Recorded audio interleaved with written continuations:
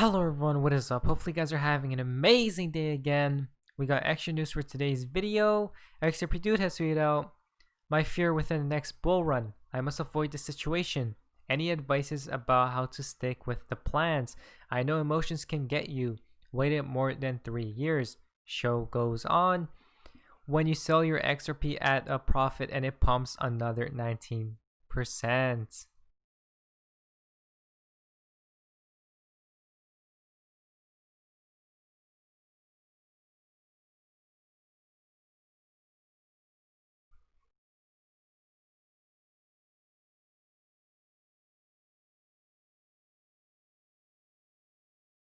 So that was just a fun tweet that I looked at, but if you go down the replies, we could see everyone else just giving advices.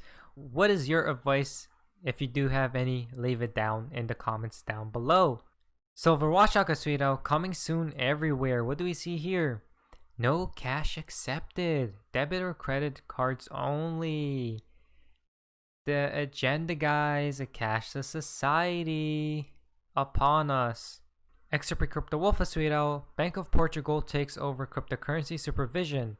Portugal's central bank is responsible for the registration of entities that exchange services between cryptocurrencies and fiat currencies, or between one or more virtual assets, crypto transfer services, and custody." What do we see here?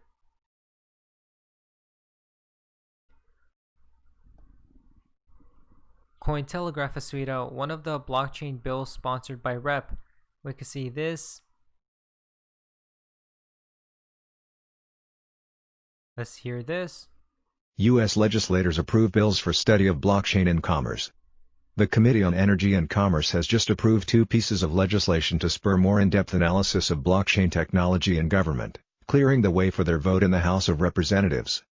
In an online debate moderated by Chamber of Digital Commerce founder Perianne Boring on September 9, Democratic Representative of Florida's 9th District Darren Soto announced that after nearly 2 years of pushing, the Committee on Energy and Commerce had passed the Digital Taxonomy Act.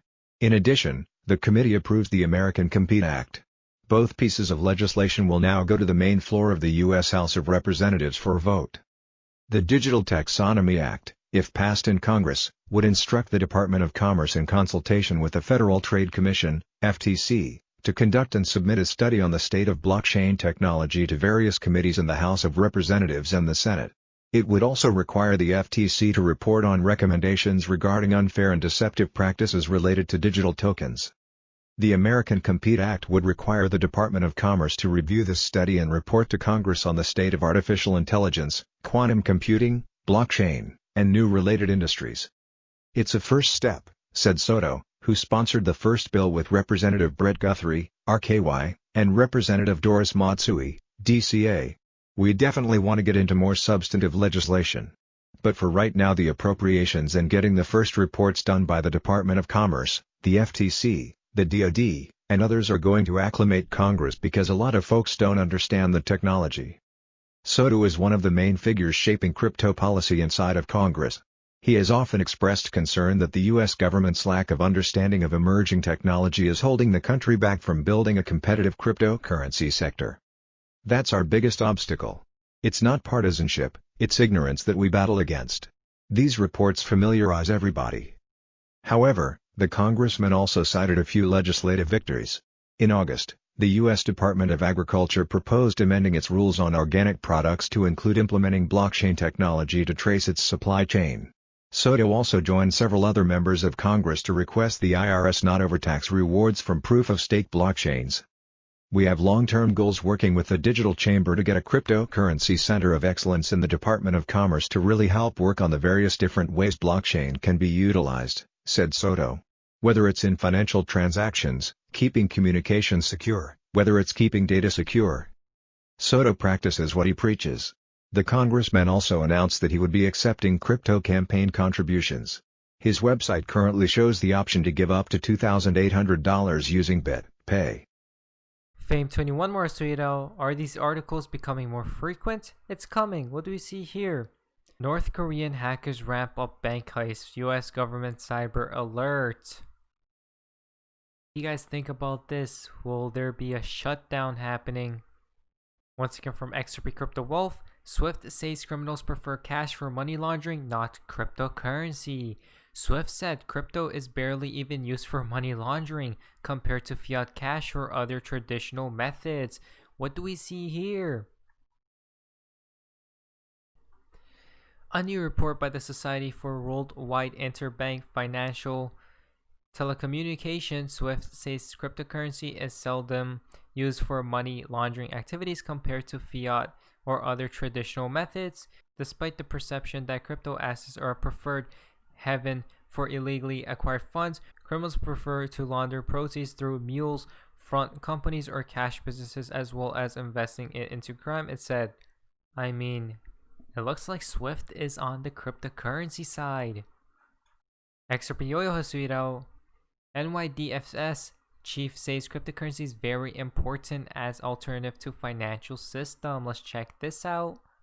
So, I think that cryptocurrency is very important as an innovation and a potential alternative to the financial system.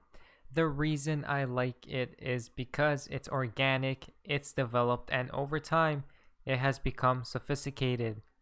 Again, look at this, guys. More news, more people are saying cryptocurrency is very important. Brian Brooks is tweeted out, fintech firms are giving banking the jolt of innovation it needs, but they'll be more stable, fair, and efficient if they are nationally chartered. Let's check this out. If it lends like a bank and processes payments like a bank, is it a bank? Maybe not. Depending on the outcome of a case pending in the Second U.S. Circuit Court of Appeals, in the lawsuit, New York Financial Services claims a company can't be a bank unless it accepts deposits, no matter that it offers other services, consumer loans, credit card, or payment processing, that banks have traditionally offered. This claim is legally and historically wrong, as well as risky. Consumer protection and the safety and soundness of our financial system are at risk if it succeeds. The financial systems are at risk, guys. A lot of more news, a lot of more progress happening. But who really knows what will happen at the end of the day? But anyways, guys, hopefully you guys did enjoy today's video. If you guys did, please leave a like, subscribe if you guys haven't already. Feel free to be a member of the channel. I'll see you guys in the next video. Hopefully you guys are having an amazing day. And you guys, see ya. This is the beginning of the greatest economic cycle this country has had since World War II. And I knew the things that Donald would do, and he hasn't even got started. But this is the eye of the motherfucking storm, the perfect storm. It ain't never going to get any better.